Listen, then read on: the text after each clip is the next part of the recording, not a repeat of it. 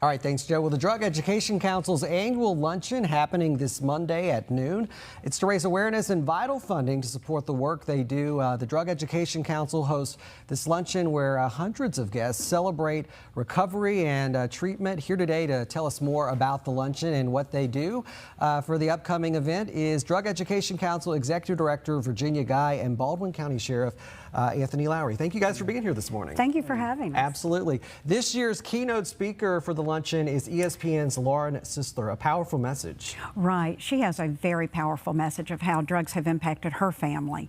And she's also a broadcast journalist who has earned 3 Emmys. Wow. So she's really going to be an exciting speaker. We're excited to have her. You guys have a lot of partners with the Drug Education Council. One of those is the Baldwin County Sheriff's Office. Sheriff, talk about the partnership with the Drug Education Council. Well, you know, the Sheriff's Office, we really believe in 3 things, you know, prevention, enforcement, intervention, and treatment. And so this goes hand in hand with what their mission is.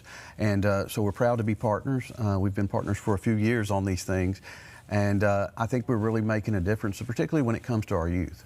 What are the top 3 drugs that your deputies are seeing on the streets right now? Well, with adults, unfortunately, we've still seen a lot of fentanyl, methamphetamines, marijuana. Those are probably the top 3.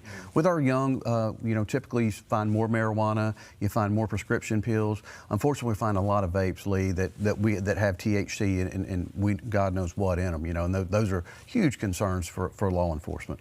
You guys put the message out there. You're really targeting anyone with drug addiction or substance abuse.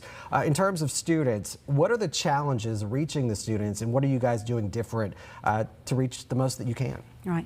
Well, you know, we're still working with schools, community groups, that kind of thing. We're also doing a lot on social media. We're kind of going where the kids are. So, you know, and they're understanding the messages about, you know, the brain development, about the dangers of these drugs. And, you know, we couldn't do it without the school system, law enforcement, all of the people we work with in the community. And hearing from someone like Lauren, I mean, that's a huge impact, you know, not only for the people who will be attending the luncheon, but maybe some of the youth out there. Right. Well, we know that so often when substance use disorder addiction happens, it impacts the family, sometimes a lot more severely than it does even the person with the addiction. Families suffer tremendously when they have a loved one who is addicted. So we want to get the message out that there is help available and there is hope, and there are some things that families can do. All right, we're going to be celebrating what you guys do on Monday. Again, it's at noon. It's at the Riverview. How can people get involved? There are still some tickets available. Right. You know, we've gotten so much support from the community. Our tables are sold out. We are going to be packing the